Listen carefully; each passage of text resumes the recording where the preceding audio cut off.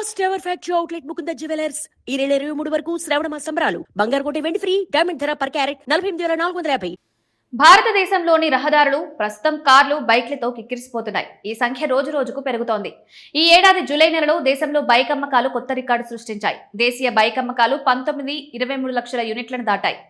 గత ఏడాది జూలైలో అమ్ముడైన 69 లక్షల యూనిట్లతో పోలిస్తే ఏకంగా 22.6% పెరుగుదల. జూలై 2026లో మొత్తం అమ్మకాలు 2.477 మిలియన్ యూనిట్లను అధిగమించాయి. ఇది గత ఏడాదితో పోలిస్తే 23.7% వృద్ధిని సూచిస్తుంది.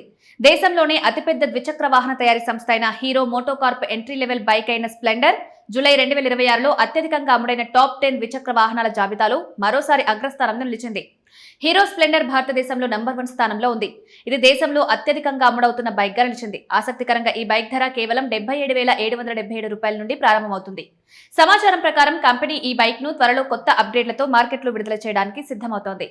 జూలై 2026లో హీరో స్ప్లెండర్ అద్భుతమైన పనితీరు కనబరిచింది.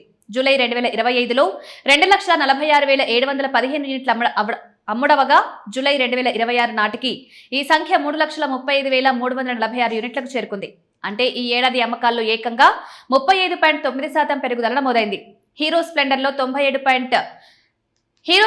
97.2 సీసీ ఇంజిన్ ఉంది. హోండా యాక్టివా 2,06,170 యూనిట్ల అమ్మకాలతో రెండవ స్థానంలో నిలిచింది. అయితే ఈ ఏడాది దాని అమ్మకాలు 13.1% తగ్గాయి.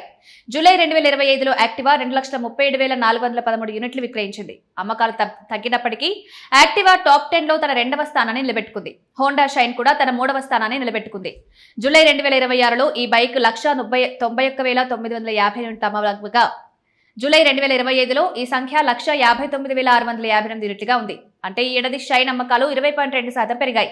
దీని తర్వాత టీవీఎస్ జూపిటర్ 4వ స్థానంలో ఉండగా సుజుకి యాక్సెస్ 5వ స్థానంలో ఉంది. 66,156 యూనిట్ల అమ్మకాలతో బజాజ్ పల్సర్ 6వ స్థానంలో ఉండగా టీవీఎస్ అపాచీ 7వ స్థానంలో ఉంది.